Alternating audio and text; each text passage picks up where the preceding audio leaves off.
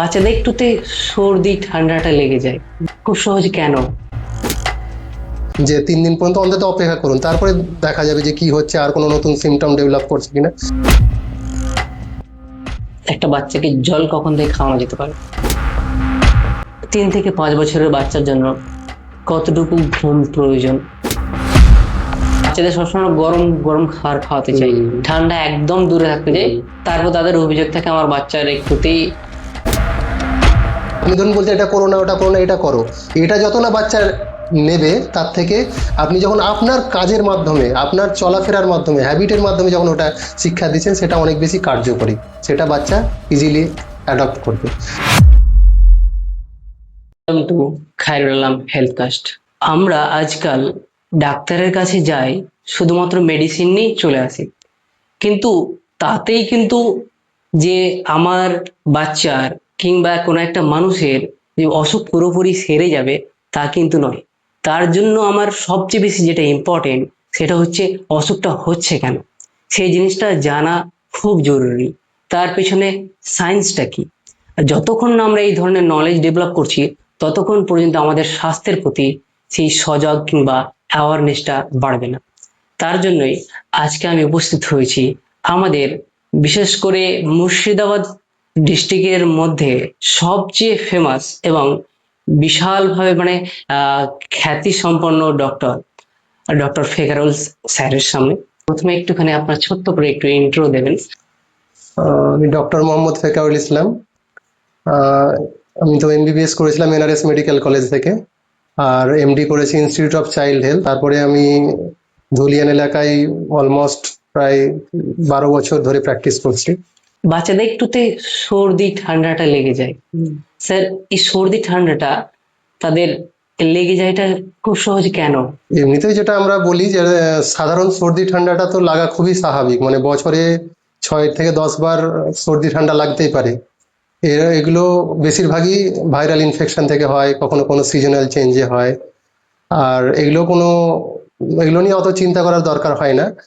আর সাধারণত এগুলো হওয়ার ফলে শরীরে ইমিউনিটি আরো বাড়তে সাহায্য করে, বিভিন্ন রকম ভাইরাসের বিরুদ্ধে আমাদের বডি লড়াই করতে শেখে। কিন্তু আমরা আজকাল দেখা যায় যে এগুলো আমরা সেই সুযোগটাই দিই না। অনেক সময় অল্পতেই জ্বর সর্দি হলো, নিজে থেকে আমরা অ্যান্টিবায়োটিক শুরু করে দিই, এটাই আমাদের সমস্যা করছে বেশি আর কি। অ্যান্টিবায়োটিক একটা বাচ্চার জন্য কতটা ক্ষতিকর? অ্যান্টিবায়োটিক একদিকে যেমন জীবন বাঁচাতে হেল্প করে, আবার অন্যদিকে ক্ষতিও করতে পারে। তো সঠিকভাবে, সঠিক অবস্থা বাচ্চার কি হয়েছে না হয়েছে সঠিক ডায়াগনোসিস করে তারপরে সেই অনুযায়ী যদি প্রয়োজন হয় অ্যান্টিবায়োটিক তবে দেওয়া দরকার। মানে যে কোনো জিনিসের যথেচ্ছ ব্যবহার করলে তার সাইড ইফেক্ট বা খারাপ দিকগুলো অবশ্যই তার প্রভাব ফেলবে আর কি। তো মানে এখনকার দিনে যা দেখা যাচ্ছে যাতে অ্যান্টিবায়োটিকের যথেচ্ছ ব্যবহার হচ্ছে, মানে খুব বাজেভাবে অ্যাবিউজ হচ্ছে আর কি, বলা যেতে পারে আর কি। যেমন এখনই বলি, এখন বেশিরভাগই বাচ্চা হাই ফিভার নিয়ে আসছে। তো হাই ফিভারটা স্বাভাবিকভাবেই বাবা মার চিন্তার কারণ ডেফিনেটলি, যে জ্বর কমছে না সহজে। এবার সেটা ভাবতে গিয়ে নিজেরাই প্রথম দিনেই, এমনিতে এখানে প্রথম আমরা 3 দিন অন্তত অপেক্ষা করতে বলি, যদি না কোনো খারাপ সাইন থাকে, যে 3 দিন পর্যন্ত অন্তত অপেক্ষা করুন, তারপরে দেখা যাবে যে কি হচ্ছে, আর কোনো নতুন সিমটম ডেভেলপ করছে কিনা। কিন্তু অলরেডি বাচ্চাগুলো আসছে, হয়তো রাত থেকে জ্বর হয়েছে, সকালে বলছে অলরেডি 2টো অ্যান্টিবায়োটিক সাথে চলে আসছে। তো যেখানে অ্যান্টিবায়োটিকের কোনো রোলই নেই সেখানে ডবল অ্যান্টিবায়োটিক পড়ে যাচ্ছে। তো এগুলো তো এক সময় তো বাচ্চার শরীরের উপরেও এফেক্ট পড়বে, এমনকি আমাদের ওভারঅল সমাজ, দেশ, সবার উপর, পৃথিবী সবার উপরে এফেক্ট পড়বে আর কি এক সময়। স্যার এই অ্যান্টিবায়োটিক যে বাচ্চারা খাচ্ছে, স্যার সেটা আপনার সাথে পরামর্শ করে সেটা নিচ্ছে না তার আগে? আজকাল তো বেশিরভাগ ক্ষেত্রেই নিজেরাই শুরু করে দিচ্ছে, বেশিরভাগ ক্ষেত্রে। এবার যারা বেশি কনসাস যে না অ্যান্টিবায়োটিক যখন তখন খাওয়ানো উচিত নয়, তারা অবশ্যই অপেক্ষা করছে, তারা ডক্টরের পরামর্শ নিয়েই করছে। কিন্তু আমাদের দেশে যা পপুলেশন, তাতে সবার পক্ষে হয়তো ডাক্তার দেখানো সবসময় সম্ভব হচ্ছে না, একটা বড় কারণ। কারণ ফাইন্যান্সিয়ালি বেশিরভাগ লোক আমাদের কাছে যারা আসে, হয়তো 50 to 60 70%ই বলতে পারি যে মানে মানে পোর ব্যাকগ্রাউন্ড থেকে আসে। স্বাভাবিকভাবে সবসময় হয়ে ওঠে না যে একজন সবসময় বিশেষজ্ঞর কাছেই আসবে। তো ওরা বেশিরভাগই গ্রামের ডক্টরের কাছে যেমন স্বাভাবিকভাবে সেখানে অ্যান্টিবায়োটিক শুরু হয়ে যায়। আর অনেক ক্ষেত্রে দেখা যায় যে অনেকবার একটা বাচ্চা সর্দি কাশিতে ভুগছে, তো হয়তো কখনো আমরা প্রেসক্রাইব করেছি কোনো অ্যান্টিবায়োটিক, কখনো সময় তো জানি যে এই ডক্টর তো এই অ্যান্টিবায়োটিকটা দেয়, ওটাই আবার নিজে থেকেই শুরু করে দেয় আর কি। এই ধরনের প্রবলেম গুলো দেখা যায় আর কি। আপনি একটা প্রেসক্রিপশন লিখেছেন, হুম, সেই প্রেসক্রিপশন দেখে সেম ধরনের 6 মাস পরে 1 বছর পরে কোনো একটা বাচ্চার সেম অসুখ হয়েছে, সে একজন বিশেষজ্ঞের কাছে নিয়ে যাওয়ার পূর্বে সেই প্রেসক্রিপশন দেখে সেম মেডিসিন খাওয়ায়। স্যার, এটা কতটুকু মানে ঝুঁকিপূর্ণ? অবশ্যই ঝুঁকিপূর্ণ। কারণ একই ধরনের সিমটম অনেক সময় অন্য অসুখের লক্ষণ হতে পারে, বা সব সময় সিজন অনুযায়ী ভাইরাস ব্যাকটেরিয়া প্রকোপটা কোন সময় কোনটা বেশি হচ্ছে এগুলো তো চেঞ্জ হতে থাকে। প্লাস বয়স অনুযায়ী অ্যান্টিবায়োটিকের ডোজ সেগুলো ম্যাটার করে, বয়স এবং ওয়েট অনুযায়ী। তো অনেক কিছু ফ্যাক্টর থাকে আর কি। আর আমরা তো বলি যে সর্দি কাশি হওয়া মানে তো অ্যান্টিবায়োটিক নয়। হ্যাঁ, মানে আরো অনেক কিছু দেখার ব্যাপার আছে একটা অ্যান্টিবায়োটিক শুরু করার আগে আর কি। তো এই অডটা অ্যান্টিবায়োটিক যেটা পপুলার হয়েছে, যেটা আমরা সিম্পল কোনো মেডিসিন শপে গেলে তারা দিয়ে দেয়, বাড়ির আশেপাশে যে ফার্স্ট এড যেগুলো ডক্টর রয়েছে তারা দিয়ে দেয়, অ্যান্টিবায়োটিক এই জিনিসটা কি স্যার? অ্যান্টিবায়োটিক কথাটা হচ্ছে, অ্যান্টি মানে তো স্বাভাবিকভাবেই কারো বিরুদ্ধে কাজ করে, বায়োটিক্স মানে একটা বিভিন্ন রকম জীবাণুর বিরুদ্ধে কাজ করে। তো অ্যান্টিবায়োটিক একটা ব্রড টার্ম, মানে এর মধ্যে অনেক কিছু আছে। অ্যান্টিবায়োটিকের মধ্যে আছে anti bacterial, antiviral, anti fungal, anti protozoal, এরকম বিভিন্ন রকম যে জীবাণুগুলো আছে। মানে ফাঙ্গাস মানে ছত্রাক স্বাভাবিকভাবে, ব্যাকটেরিয়া তো মানে এক ধরনের জীবাণু, ভাইরাস আলাদা একটা জীবাণু। তারপরে ধরুন অ্যান্টি প্রোটোজোয়া মানে ধরুন এই যে যেমন একটা ম্যালেরিয়া বলতে পারেন একটা প্রোটোজোয়াল ডিজিজ, তারপর আমাশয় অনেক সময় প্রোটোজোয়াল ডিজিজ। তো প্রত্যেকটা জীবাণু আলাদা আলাদা। তো তাদের জন্য যখন একটা অ্যান্টিবায়োটিক তৈরি হচ্ছে তখন স্পেসিফিক গ্রুপ অনুযায়ী তার নামকরণ হয়। মানে অ্যান্টিবায়োটিক একটা ব্রড টার্ম।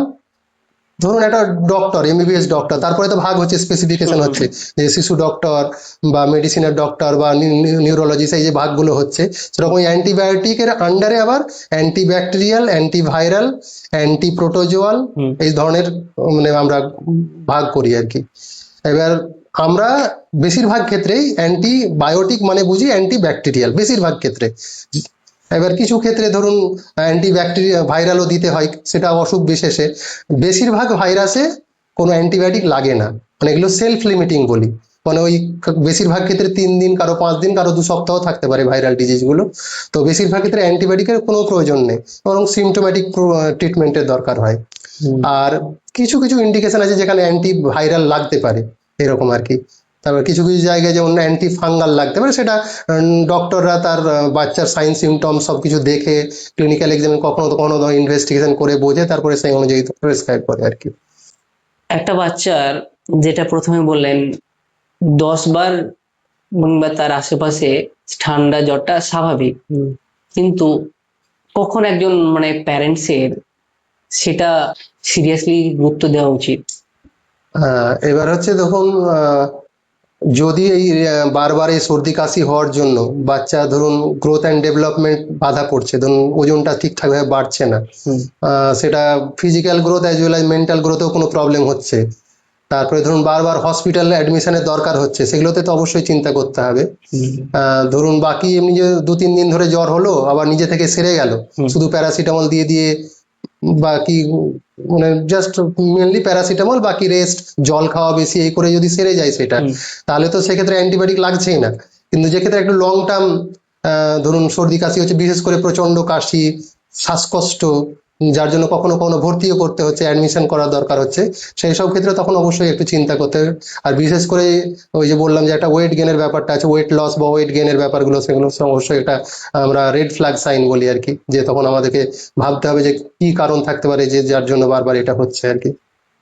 তাহলে একটা প্যারেন্টস ন্যাচারালি তার বাচ্চার কিভাবে ইমিউনিটি বুস্ট করবে? ইমিউনিটি বুস্ট বলতে একটা তো মানে হেলদি শরীর মানে তার ইমিউনিটি ডেফিনেটলি ভালো আছে। এবার হেলদি শরীর কখন তৈরি হবে, একটা তো একটা ম্যাটারনাল ইমিউনিটি পায় একটা বাচ্চা বিভিন্ন ধরনের অসুখ থেকে, মায়ের এই যে মায়ের থেকে জন্ম নিল, তারপরে এই যে মায়ের ব্রেস্ট ফিডিং করছে, এগুলো একটা ন্যাচারাল ইমিউনিটি তো দেয়। তার সাথে সাথে হেলদি ফুড যদি খায় সে, সেখান থেকে ইমিউনিটি পাবে। তারপরে ধরুন একটা অ্যাডিকুয়েট স্লিপ হওয়াটা খুব দরকার, অ্যাডিকুয়েট স্লিপ ইটসেলফ একটা ইমিউনিটির কাজ করে আর কি, এগুলো। আর তাছাড়া হচ্ছে এখনকার দিনে ভ্যাকসিনেশনটা একটা খুব ভালো পার্ট নিচ্ছে আর কি আধুনিক যুগে। কারণ ভ্যাকসিনেশনটা তো এক সময় লোকের মধ্যে অতটা মানে সজাগ ছিল না, তো একটা সময় শুনতাম যে পেশেন্ট বেশিরভাগ ক্ষেত্রে রিফিউজ করতো অ্যান্টিবায়োটিক, এমনকি ভ্যাকসিনেশন।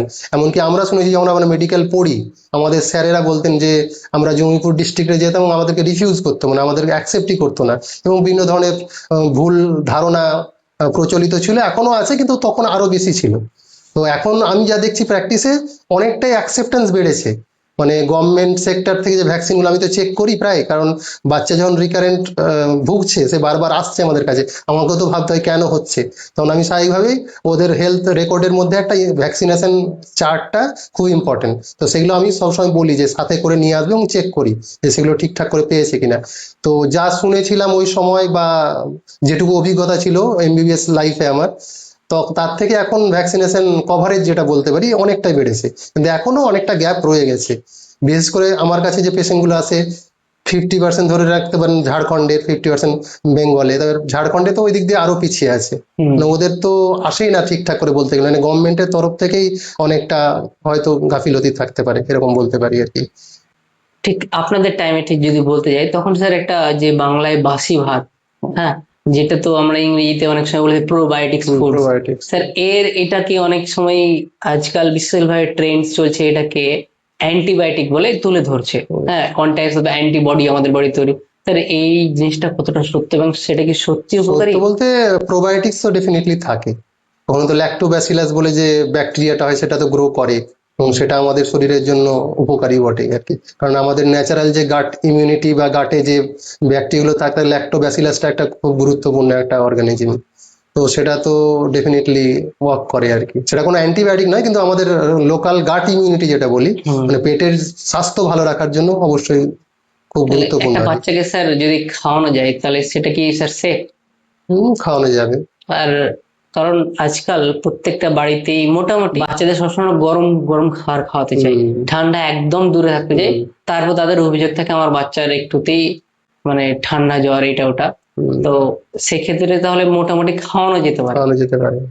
বাচ্চাদের ছোটবেলা থেকেই যে প্যাম্পাস ইউজ করা হচ্ছে, হুম। হ্যাঁ, সেটা কি মানে তাদের জন্য কোনো ক্ষতিকর এটা হচ্ছে, না এটা নর্মাল টাইপ? মানে সেরকম কোনো ক্ষতি নেই বলতে গেলে। একটা তো লোকাল একটা ইরিটেশন হওয়ার জন্য, ধরুন অনেকক্ষণ ধরে পড়ে থাকলে লোকাল ইরিটেশন জন্য তার র্যাশ বেরোতে পারে। তো সেটার জন্য তো একটা তো যতটা সম্ভব, মানে খুব প্রয়োজন না হলে না ইউজ করতে। ধরুন কোথাও বাইরে যাচ্ছে ডেফিনেটলি ইউজ করতে হবে। রাতের সময় ছোট বাচ্চা খুব যারা, তাদের ক্ষেত্রে তো রাতের বেলা তো ইউজ করতে হবে, কারণ ফ্যামিলি আজকাল তো বেশিরভাগই নিউক্লিয়ার ফ্যামিলি বা ছোট ফ্যামিলি হয়ে গেছে। এবার একা একা সামলানো অনেক সময় চাপ হয়ে যায়, তো সেক্ষেত্রে তো ইউজ করতেই পারে। কিন্তু প্রায় মানে সেটাও মানে কাট ডাউন করতে হবে, কাট শর্ট করতে হবে, যতটা কমানো যায় আর কি। আর খুব বেশি যে খারাপ এফেক্ট আছে সেটা বলবো না। লোকাল ইরিটেশন, র্যাশ বেরোনো ছাড়া, অনেকে বলে যে ঠান্ডা লেগে যায়, সেটা নয় যে অনেকক্ষণ ভিজে আছে ইউরিনের মধ্যে বলে ঠান্ডা লেগে যায়, ওগুলো ভুল ধারণা আর কি। ঠিক আছে। তবে আজকাল তো অনেক উন্নত ধরনের প্যাম্পাস বেরিয়েছে যেগুলো স্কিন ফ্রেন্ডলি বলা যেতে পারে, সেগুলোতে র্যাশ কম হয়। প্লাস বিভিন্ন ধরনের র্যাশ ক্রিম আছে যেগুলো বিফোর ওটা ইউজ তার আগে অ্যাপ্লিকেশন করে দিতে হয়, খুলে দেওয়ার পরে অ্যাপ্লাই করে আবার একটু ওপেন রাখলে জিনিসগুলো তাড়াতাড়ি সেরে যায় আর কি। আজকাল ফ্যামিলি গুলো মানে ওই প্যারেন্টসদের মানে আলাদা আলাদা ভাবে হয়ে যাচ্ছে, ছোট ছোট শর্ট শর্ট ফ্যামিলি হয়ে যাচ্ছে। প্লাস এর সাথে সাথে একটা বিশাল মেজর জিনিস দেখা যাচ্ছে, সাথে সাথে কি করছে প্যারেন্টস, সেই বাচ্চাটার কে হাতে একটা অ্যান্ড্রয়েড সেট দিয়ে দিচ্ছে, মানে যাতে কি ওই মা তার কিংবা বাবা তার নিজের কাজটা করতে পারে, এবং সেই বাচ্চাটা সেই দিকটায় স্ক্রিনে দিয়ে তাকে কিছুটা মানে ওই দিকটা ইন্ডালজ থাকে। তো এইটা একটা বাচ্চার লং টার্মে কি ক্ষতি করবে, না এটা জাস্ট ইটস ওকে?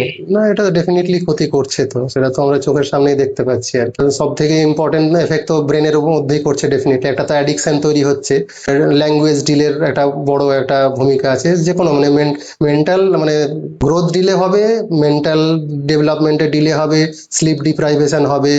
অনেক সময় মোবাইল দেখিয়ে দেখে খাওয়ানো যে ব্যাপারগুলো, সেগুলোতে তো বাচ্চা আলটিমেটলি মনোযোগ দিয়ে খাচ্ছে না। এবার একটা জিনিস মনোযোগ দিয়ে খাওয়া, সেই খাবারটার একটা টেক্সচার বোঝা, তার টেস্ট বোঝা, এগুলোটা ইম্পর্টেন্ট হয়। তো এবার ধরুন ও যদি অমনোযোগী হয়ে খায়, স্ক্রিনের দিকে তাকিয়ে খায়, তো ওই ব্যাপারগুলো ফিলই করছে না। এবার তাতে দেখা যায় হয় ওভার ফিড করবে, তাতে ওবেসিটি ডেফিনেটলি ডেভেলপ করবে, ডাইজেশনের প্রবলেম হবে। আবার অনেক সময় কম খেতে পারে, মানে অপুষ্টি বা বেশি পুষ্টি দুটোই হতে পারে আর কি। মানে ম্যালনারিশড, আলটিমেটলি ম্যালনারিশ, না ওভার ওয়েট হতে পারে, আর ওজন কমে যেতে পারে, ডিস্ট্যান্ট ভিশন যেটা হয় সেটাতে প্রবলেম হতে পারে, এরকম অনেক কিছু এফেক্ট আছে আর কি। কিন্তু যেটা আমি প্যারেন্টসদের সাথে কথা বলেছি, প্লাস ওদের কাছ থেকে আমি যতটুকু জেনেছি, তারা বলে আমার ছেলে কিংবা আমার মেয়ে সে তো মোবাইল থেকে খুব দ্রুত সবকিছু শিখে যাচ্ছে। এখানে এটা দেখছে, এটা দেখছে, এটা বিভিন্ন জিনিস মানে খুব তাড়াতাড়ি ইনফরমেশন গুলো পেয়ে যাচ্ছে। তাদের মাথায় এই ধরনের চিন্তা ভাবনা রয়েছে। হ্যাঁ, তো স্যার এই চিন্তা ভাবনাটা কি সঠিক? না, এবার এটা করতে হবে যে ওই আর কি, মানে পেরেন্টসকেই কন্ট্রোল করতে হবে যে কি ধরনের কন্টেন্ট তাদেরকে দেখাবো দেখাবো না, কতক্ষণ দেখাবো, এই ব্যাপারগুলো থাকে। তো শিক্ষামূলক যেগুলো আছে সেগুলো তো অবশ্যই সেগুলো দেখানোর চেষ্টা করতে হবে কিছু কিছু ক্ষেত্রে আর কি। কিন্তু সেটা ওই যে টাইম লিমিট থাকবে, কতক্ষণ দেখাবো দেখাবো না, এই ব্যাপারগুলো স্ক্রিনের ক্ষেত্রেও সেটাই আর কি। এবার ধরুন যে কোনো বাচ্চাদের ক্ষেত্রে বলা হয়, মানে বাচ্চারা যে যেটা মানে বললে যেটা ওরা শিখবে, সে দেখে দেখে সে শেখে, মানে তারা কপি করতে শেখে। তো স্বাভাবিকভাবেই মানে অ্যাকচুয়ালি ফাদার্স মানে ফ্যামিলি মেম্বারদেরকে তারা মানে কি বলবো ওটাকে, তাদেরকে আইডল ভাবে আর কি। তারা যেটা করবে সেটা সেখান থেকে তো শিখবে, তাদের যে বিহেভিয়ার, কথাবার্তার ধরন, তারা কিভাবে চলছে, কোন কোন কাজগুলো করছে, মানে হ্যাবিট গুলো, সেইগুলো থেকে তো বাচ্চা একটা শিখবে। তো তার জন্য মানে পেরেন্টস, ফ্যামিলি মেম্বারদেরকেও সেই মানে কি বলবো, মানে গুড হ্যাবিটস যেগুলো সেগুলোকে অ্যাডপ্ট করতে হবে আর কি। সেখান থেকে তো বাচ্চা আলটিমেটলি শিখবে। আপনি ধরুন বলছেন এটা করো না, ওটা করো না, এটা করো, এটা যত না বাচ্চা নেবে, তার থেকে আপনি যখন আপনার কাজের মাধ্যমে, আপনার চলাফেরার মাধ্যমে, হ্যাবিটের মাধ্যমে যখন ওটা শিক্ষা দিচ্ছেন, সেটা অনেক বেশি কার্যকরী, সেটা বাচ্চা ইজিলি অ্যাডপ্ট করবে। তো সেই ক্ষেত্রে ধরুন এই যে মোবাইল স্ক্রিনিং এর ক্ষেত্রে ওই তাই একই, আবার স্ক্রিন টাইম লিমিট প্লাস হচ্ছে কি ধরনের কন্টেন্ট দেখাবো, কনজিউম করছে। সেই ব্যাপারগুলো দুটোই ইম্পর্টেন্ট আর কি। হ্যাঁ, একটা বাচ্চার যেটা বললেন, একটা ঘুমটা যথেষ্ট পরিমাণে দরকার একটা বাচ্চার জন্য। ধরুন ওই 3 থেকে 5 বছরের বাচ্চার জন্য কতটুকু ঘুম প্রয়োজন? আরে মোটামুটি এমনিতেও ধরুন 10-12 ঘন্টা তো লাগবেই। দশ আট বারো থেকে ঘন্টা দশ ঘন্টা মানে 8 ঘন্টার নিচে তো নয় ডেফিনেটলি, 8 ঘন্টার উপরে লাগবেই আর কি। এবার এটা তো এজ অনুযায়ী ডেফিনেটলি ডিফার করবে আর কি, যেমন যেমন এজ বাড়বে সেটা রিকোয়ারমেন্ট কমবে। কিন্তু এই অ্যাডাল্টেই তো বলা হয় 6 থেকে 8 ঘন্টা অ্যাডিকুয়েট স্লিপ হতে দরকার, তো ওদের ক্ষেত্রে তো আরো বেশি লাগবে আর কি। কিন্তু আজকাল যেটা দেখা যাচ্ছে, ওরা তো রাত 12টা পর্যন্ত, 1টা পর্যন্ত জেগেই থাকছে। হুম হুম। আর তার ফলে আমার মনে হয় ঘুমটা সে 10-12 ঘন্টা আই থিঙ্ক হচ্ছে। স্যার আপনি কি মনে হচ্ছে হচ্ছে? না, সেভাবে হচ্ছে না বলতে গেলে। তার জন্য কি আরো ডিজিজ গুলো বেড়ে যাচ্ছে? এটা হ্যাঁ, অনেক ক্ষেত্রে হতে পারে সেটা। একটা বাচ্চার, ও যত বেশি পড়বে, উঠবে, তাতে নাকি স্যার ওর গ্রোথটা ভালো হয়। স্যার এটা কি ঠিক? এটা তো একটা আছেই ডেফিনেটলি, হ্যাঁ। কিন্তু সেখানেও খেয়াল রাখতে হবে যদি বড় কোনো চোট না লাগে, সেটাও খেয়াল রাখতে হবে। মানে টুকিটাকি একটা নিজে থেকে শেখা, যেটা মানে ঠেকে ঠেকে শেখা বলা যেতে পারে, হুম, হুম, সেটা তো যদি তাকে অপরচুনিটি না দেওয়া হয় ডেভেলপমেন্টের ক্ষেত্রে, যেমন আমরা যখন একটা বাচ্চার ডেভেলপমেন্ট অ্যাসেস করি, হুম, ধরুন একটা বাচ্চা বসতে শিখলো কিনা, দাঁড়াতে শিখলো কিনা, তো সেটাও আমাদের দুটো জিনিস খেয়াল রাখতে হয়। একটা তো যে বাচ্চার, আমরা ঠিক করি যে বাচ্চারা প্রিম্যাচিওর যদি হয়ে থাকে, ধরুন তা সে 2 মাস আগেই হয়ে গেছে, তাহলে ওটাকে আমাকে কনসিডার করতে হবে যে যে অ্যাকচুয়াল এজ কত, সেখানে আমাকে 2 মাস মাইনাস করে তারপরে ডেভেলপমেন্টাল এজ হিসেবে মানে আমাকে করতে হবে যে একটা 6 মাসের বাচ্চা মোটামুটি বসতে শেখে সাপোর্ট ছাড়াই, তো সেটা ধরুন একটা 2 মাস আগে হয়েছে, তার বয়স হচ্ছে মানে এমনিতে পোস্ট মানে ডেলিভারি হচ্ছে তার এজ হচ্ছে 6 মাস, কিন্তু অ্যাকচুয়াল এজ হচ্ছে ওর 4 মাস, তো সেক্ষেত্রে বুঝতে পারবে না, তো সেটা একটা কনসিডার করি। আর একটা হচ্ছে যে তাকে অপরচুনিটি কতটা দিচ্ছি আমরা, সারাক্ষণ যদি সে কোলে থাকে, হুম, তাকে যদি সুযোগই না দিই বসতে, হুম। তাহলে সে তো শিখবে না। তো দুটোই ব্যাপার, একটা হচ্ছে তার অ্যাকচুয়াল এজ কত, হ্যাঁ, আর তার সাথে তার কতটা অপরচুনিটি তাকে দিচ্ছি। তো সেই রকমই আর কি, সে যদি আহ, নাই করবে তো সে তো শিখবে না। ধরুন একটা কাজ আমি বারবার নিজে একজনকে করে দিয়ে দিচ্ছি, তো সে তো আর সেই জিনিসটা শেখার চাহিদা থাকবে না। হুম, হুম, এবার তাকে যদি মানে হয়তো আপনি নজর রাখছেন, হুম, আপনার এতেই থাকছে, নজরে থাকছে, কিন্তু আপনি ওকে করতে দিচ্ছেন, অ্যালাউ করছেন, তো ও নিজে থেকে শিখবে জিনিসটা, যে ছোট ছোট প্রবলেম সলভ করতে গিয়েই তো বড় প্রবলেম সলভ করবে। ধরুন একটা তাকে বাধা অতিক্রম করতে হবে, এবার ওর পক্ষে সম্ভব, ওকে যদি অপরচুনিটি, একবারে পারবে না, দুবারে পারবে, তিনবারে পারবে, চারবারে পারবে, এইভাবে তাকে সুযোগটা দিতে হবে। এবার যদি আমি ভাবি না ওকে ওইগুলো করতেই দেবো না, সবসময় নিজে থেকে আমি পার করে দেবো, তাহলে তো ও সেই জিনিসগুলো শিখবে না। তো সেই দিক দিয়ে বলতে গেলে টুকিটাকি যে ছোটখাটো হোঁচট খাওয়া, পড়ে যাওয়া, এগুলো করতে দিতে হবে আর কি। এটা একটা খুব সুন্দর বলেন, বাচ্চাদের হোঁচট খেয়ে তাকে। শিখতে হবে। হ্যাঁ, এর সাথে সাথে স্যার আরেকটা জিনিস দেখা যায়, একটু খালি উল্টে উল্টে গেলেই বাচ্চা এই মানে বাচ্চার কান্নাকাটি শুরু হয়ে যায়। কিন্তু আবার পরক্ষণে আবার কোনো বাচ্চা দেয় 4-5 হাজার খরচের কোনো কিছু আসে না। স্যার এর মানে এর দুটো ডিফারেন্সটা কি তাদের? কারণ ছোট বাচ্চার সাথে দুজনেই ন্যাচারাল ভাবে এসছে। হ্যাঁ, কিন্তু প্রত্যেকে তো আলাদা আলাদা কি বলবো ওটাকে, সেন্সিটিভিটি বলতে পারেন। হ্যাঁ, কেউ অল্পতেই কান্না করে, কেউ বেশিতে কান্না করে, সবার সেন্সিটিভিটি বা পেন সেন্সিটিভিটি বলতে পারেন হ্যাঁ, সবার সমান নয়, এটা একটা ব্যাপার থাকে। তারপরে হচ্ছে প্রত্যেকটা ফ্যামিলিতে আলাদা আলাদা হয়, প্রত্যেকটা বাচ্চা মানুষ হয়, হুম, তো এক এক জায়গায় লালন পালনের পদ্ধতি তো আলাদা। হুম, তো কোথাও দেখা যাচ্ছে পড়ে যাচ্ছে, তাও অতটা ম্যাটার করে না। হুম, হ্যাঁ, তো ওইভাবে মানুষ হচ্ছে। হুম, তো আবার একজন মানুষ যে কিছু একটা হলো, তাতেই মনে হচ্ছে অনেকটা আদর জড়িয়ে দিল, অনেক কিছু বড় হয়ে গেল, বাচ্চা কেমন ভাবে আদর করতে শুরু করলো, যাতে করে দেখা যাচ্ছে বাচ্চাটাও একটু অন্যরকম হয়ে যাচ্ছে, যে আমি তো অল্পতেই বেশি আদর পেয়ে যাচ্ছি। তো ব্যাপারটা ওটা করতে গিয়েও বাচ্চা অনেক সময় কিছুটা বলতে পারেন যে এক্সেসিভ রিয়াকশন শো করে আর কি, এরকম আর কি হতে পারে এই জিনিস। তার মানে এতে কি ডেভেলপমেন্টে প্রবলেম হয়? কিছুটা মানে এই যে বিহেভিয়ারাল চেঞ্জ গুলো তো আসে এগুলো থেকে অনেকটা, হুম, মানে কোন ধরনের পরিবেশে মানুষ হচ্ছে তার উপরেও তো অনেকটা ডিপেন্ড করে না। অনেক হুম, কারেজটা হুম, ওই একটা বাচ্চার মধ্যে সেই চলে আসে, এর হুম, মধ্যে সেই লেভেলে আসে না, হুম, হুম, ইন্ডিপেন্ডেন্টলি ভাবে হুম। Long term. হুম, না, অনেকে আর একটা ক্ষেত্রে বলি, যেটা হুম, মানে সিম্পল কথা যেটা আমরা গ্রামে বলি আর কি, যে ধরুন বিশেষ করে পোর ফ্যামিলিতে আর কি বলতে গেলে অনেকগুলো বাচ্চা ধরুন, তো ওদের ক্ষেত্রে ধরুন নাকে ফোঁটা পড়ছে করছে, হুম, খেয়ে নিচ্ছে, ওদের কাছে অনেক সময় ম্যাটারই করে হ্যাঁ, না হ্যাঁ, কিছু, হ্যাঁ, তাই না? তো ওইভাবে মানুষ হয়ে যাচ্ছে, হয়তো বড় কিছু হচ্ছে না, আবার অনেকে হচ্ছে। আবার অনেক ক্ষেত্রে ধরুন একটা ফ্যামিলিতে হতে পারে যে অল্প একটু হালকা নাক দিয়ে সর্দি পড়লো বা হাঁচি পড়লো, তাতে ওরা ওটা নিয়ে অনেক সময় প্যানিক করে বসছে আর হুম, কি। হুম, হুম, হুম। তো তো তাহলে অ্যাকচুয়াল অ্যাওয়ারনেসটা কি, কখন আমরা বুঝবো কি হ্যাঁ ঠিক এই মুহূর্তে আমাকে ডাক্তারের কাছে নিয়ে যেতে হবে? অ্যাওয়ারনেস বলতে ওটাই আর কি, যে হ্যাঁ, ধরুন যেটা যে কোনো জিনিস আপনাকে মনে রাখতে হবে, যে কোনো লাইফে চলতে গেলে আর কি, হ্যাঁ, আমি যেটা মনে করি আর ফলো করি, যে যেটা আমার ডে টু ডে লাইফে হ্যাম্পার করছে, হুম, হ্যাঁ, রাতের স্লিপ ডিস্টার্ব করছে, সেগুলোকে আমরা বেশি গুরুত্ব দিয়ে বলি আর কি। ধরুন একটা কাশি হচ্ছে, হুম, যে কাশি হয়তো ওর স্লিপ ডিস্টার্ব করছে না, day to day life hamper করছে না, সেটাকে অতটা বেশি মানে সিরিয়াস নাও ভাবতে পারি। অবশ্যই সেটা ভাববো যে কি থেকে হচ্ছে না হচ্ছে, কিন্তু অত সিরিয়াস নাও হতে পারে। কিন্তু যে ক্ষেত্রে ধরুন তার স্লিপ ডিস্টার্ব হচ্ছে রেগুলারলি, তার কোয়ালিটি অফ স্লিপ ডেফিনেটলি হচ্ছে, তারপরে কোয়ালিটি অফ লাইফ হ্যাম্পার হচ্ছে, কারণ সেই তো আলটিমেটলি স্লিপের উপরে আবার দিনের বেলায় তার অ্যাক্টিভিটি বিহেভিয়ার, তার ওয়ার্ক পারফরমেন্স সবই তো নির্ভর করছে। তো আলটিমেটলি ওটার তো একটা এফেক্ট পড়বেই। তো সেইগুলোকে গুরুত্ব দিই, যে তার কাশির তীব্রতা কতটা, বা যে কোনো একটা অসুখের তীব্রতা কতটা, সেটা ওই তার স্লিপ দিয়ে, তার ডিস্টারবেন্স দিয়ে, এগুলো দিয়ে আমরা বিচার করার চেষ্টা করি আর কি। আজকাল আরেকটা খুব মেজর প্রবলেম, বাচ্চাদের সে মায়ের দুধ অনেকে ঠিকঠাক পায় না। সেই বাচ্চাকে বাইরে থেকে যে কৌটো দুধ খাওয়ানো হয়, সেক্ষেত্রে কি বাচ্চার হম কতটা ইম্প্যাক্ট করতে পারে? না, দ্যাটস ওকে? এমনিতেই যেটা হচ্ছে যে আমরা তো সবসময় প্রমোট করি, ব্রেস্ট মিল্ক প্রমোট করি ব্রেস্ট ফিডিং এর জন্য। অনেকে আমার কাছে আসে, অনেকে কোটো লিখতে চায়, অনেক লিখতে বলতে চায়, তবুও আমি সবসময় চেষ্টা করি যে অন্তত বলি, অন্তত 5 মিনিট যতটুকু টাইম থাকে মানে ওই মধ্যে বলার চেষ্টা করি যে ব্রেস্ট মিল্কটা কত জরুরি বাচ্চার জন্য, সেই সঙ্গে মায়ের জন্য আর কি, বোঝানোর চেষ্টা করি। তারপরে যখন কেউ চায় তখন অবশ্যই তখন লিখে দিতে হয়, কিছু করার নেই।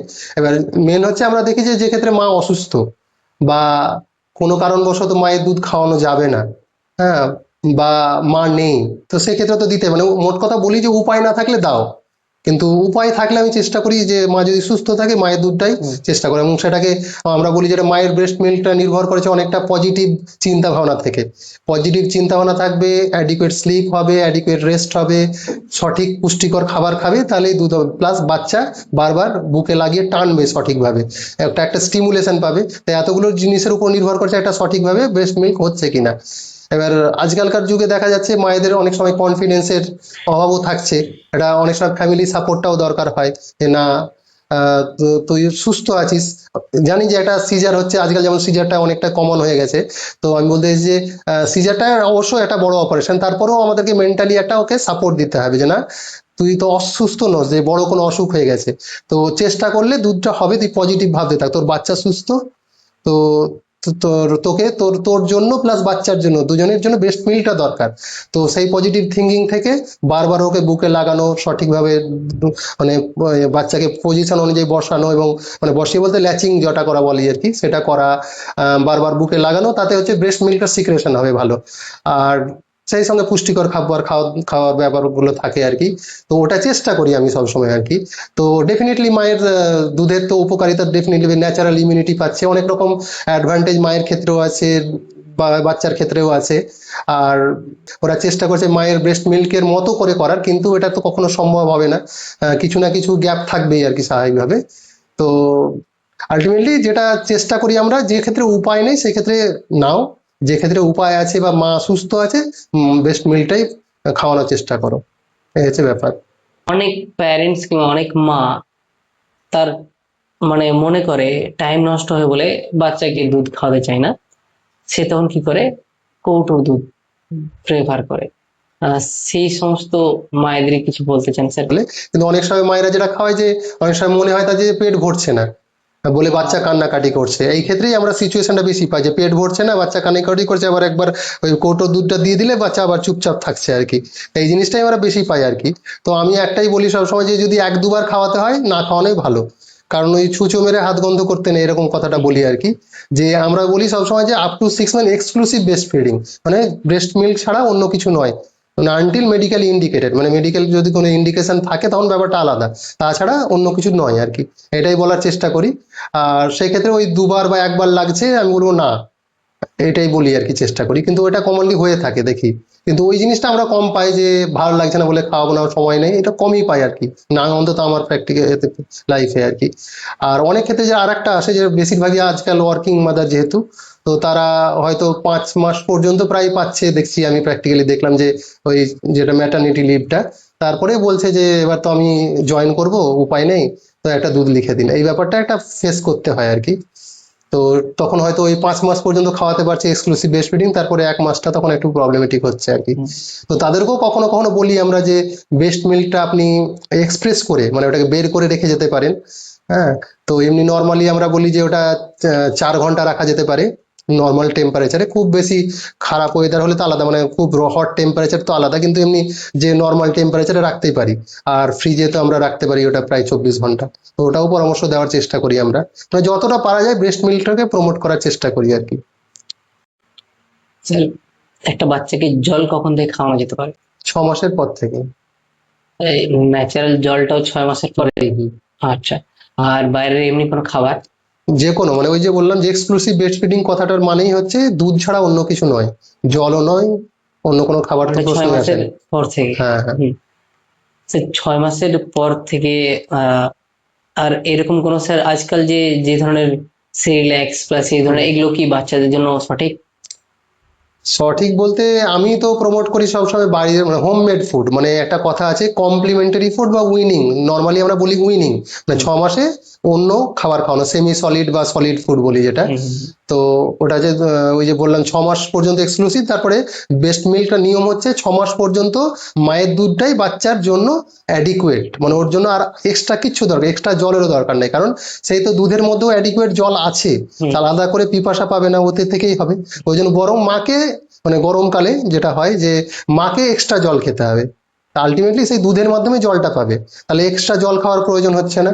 বরং বাচ্চাকে যদি এক্সট্রা জল খাওয়ানো হয়, তাহলে একটা আছে যে বাচ্চার কিডনির তো একটা নিজস্ব ক্ষমতা আছে ওই সময়ের জন্য, তো সেই এক্সট্রা ওয়াটারটাকে হ্যান্ডেল করার তো ক্ষমতা থাকে না, তাতে আমাদের শরীরে যে বিভিন্ন রকম মানে কি বলবো ঘনত্ব রিলেটেড কিছু পরিবর্তন হয়, আরো কিছু পরিবর্তন হতে পারে, সেই জন্য করা হয়। আর 6 মাসে কেন অন্য খাবারটা শুরু হচ্ছে, আস্তে আস্তে ওর বডিটা ওর তো ডেভেলপ করছে, ডাইজেস্টিভ সিস্টেমটা রেডি হচ্ছে যে অন্য খাবার, প্লাস 6 মাসের পর থেকে মানে মাদার্স মিল্কটা, শুধুমাত্র মাদার্স মিল্কটা অ্যাডিকুয়েট নয়, কারণ যেমন যেমন বাড়ছে তার ক্যালোরি রিকোয়ারমেন্ট বাড়ছে, গ্রোথ রিলেটেড কিছু আরো রিকোয়ারমেন্ট বাড়ছে, তো সেগুলো শুধুমাত্র দুধ থেকে মিট হবে না, মানে পূরণ হবে না, তো স্বাভাবিকভাবে অন্যান্য খাবারগুলো শুরু করতে হচ্ছে। আর আমাদের টার্গেট থাকে যে 2 বছরের মধ্যে ফ্যামিলি ডায়েটটা যেন খায়, ওই জন্য আস্তে আস্তে আমরা সেমি সলিড ফুডগুলো, এবার সেই যে কমপ্লিমেন্টারি ফুড বা উইনিং অফ ফুড, সেখানে একটা ডেফিনেশনই আছে যে সেটা হতে হবে হোমমেড, ইজিলি অ্যাভেলেবেল, তারপর হচ্ছে ইজিলি অ্যাক্সেসেবল, তারপর হচ্ছে যে লোকালি অ্যাভেলেবেল, মানে আলটিমেটলি চিপ, মানে কম দামে পাওয়া যাবে, এরকম জিনিসগুলো আছে ক্রাইটেরিয়ার মধ্যে।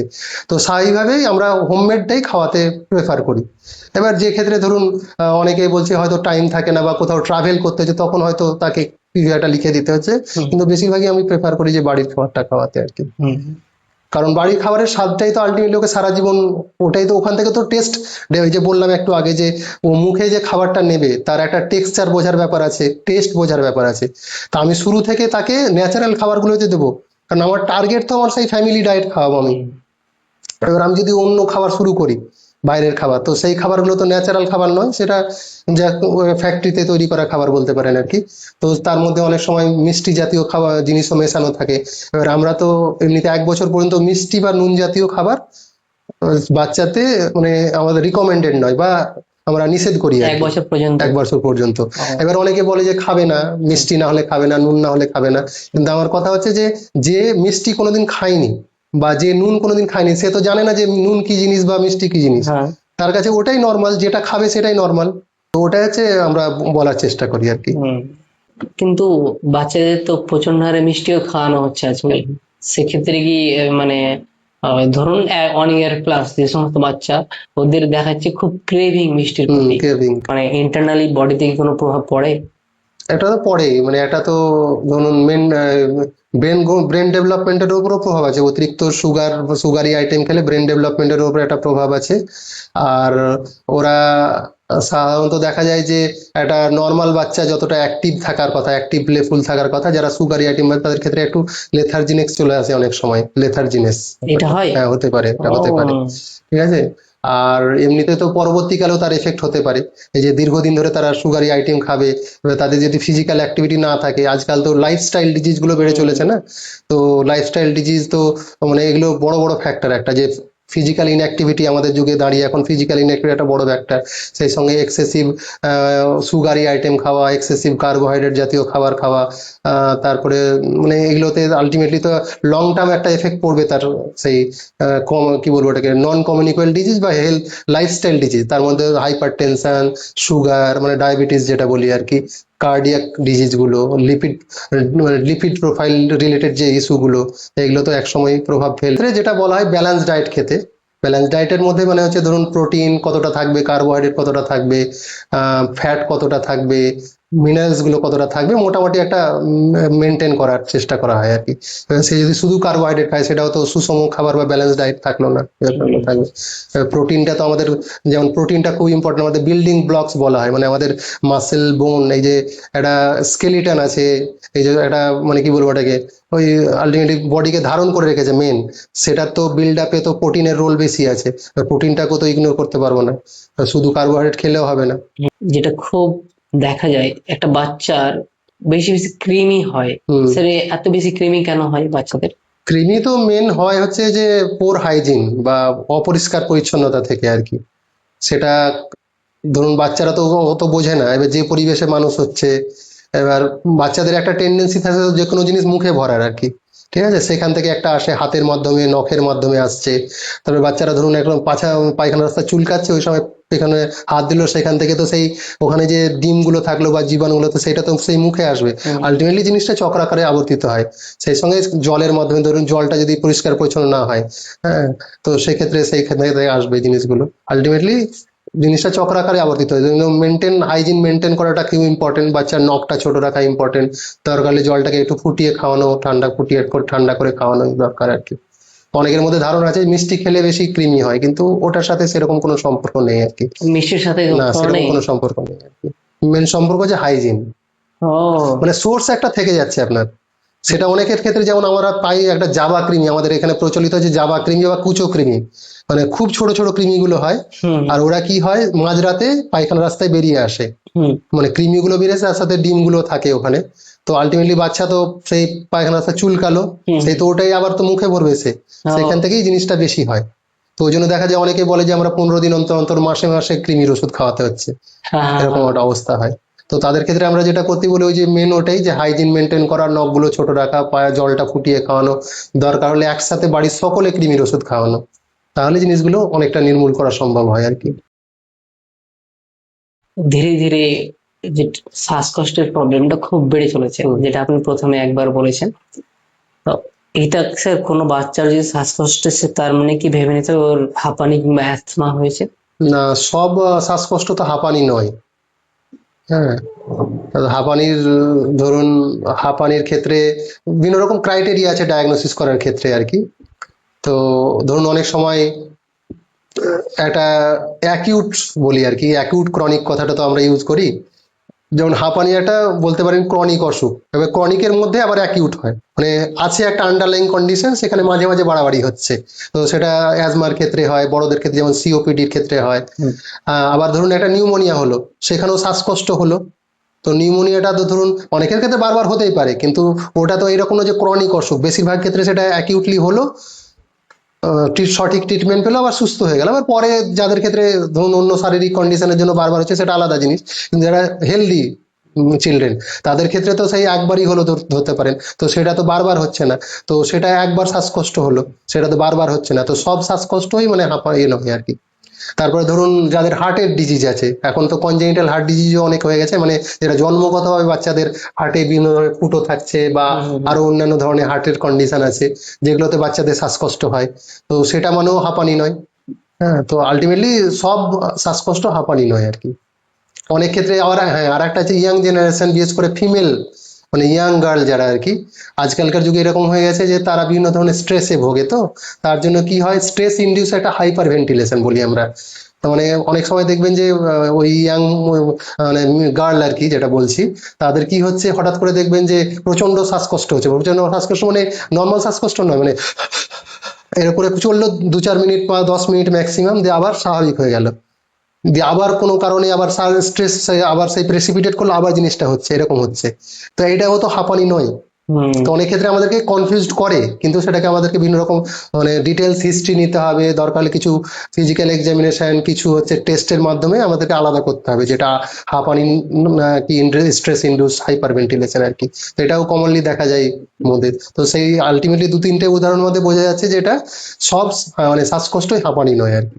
আশেপাশে নোংরা থাকছে, মানুষজন জ্বালিয়ে দিচ্ছে, হুম। সেক্ষেত্রে ধুঁয়ো তো বাড়িতে ঢুকছে। প্লাস অনেক সময় বাড়ির প্যারেন্টসরাই যে স্মোকিং করছে, সেই ক্ষেত্রে একটা বাচ্চার প্যাসিভ স্মোকিংটা, মানে প্যাসিভ স্মোকিং কতটা ক্ষতিকর একটা বাচ্চার জন্য। প্যাসিভ স্মোকিং তো সেই আলটিমেটলি স্মোকিং এর মতোই হয়ে যাচ্ছে অনেক ক্ষেত্রে আর কি। সেটাও তো লং টার্ম হেলথের উপরে এফেক্ট পড়বে আর ও ধরুন অ্যাজমার ক্ষেত্রেও সেটা ট্রিগার হতে পারে, বা সিওপিডির ক্ষেত্রে ট্রিগার হতে পারে, তো এরকম হতেই পারে। আর এনভায়রনমেন্টাল পলিউশন যেটা আর কি, সেটা তো একটা বড় রোল আছে। ধরুন এই অ্যাজমা লাইক ডিজিজ যেগুলো আছে, সেখানে তো এনভায়রনমেন্টাল পলিউশনের একটা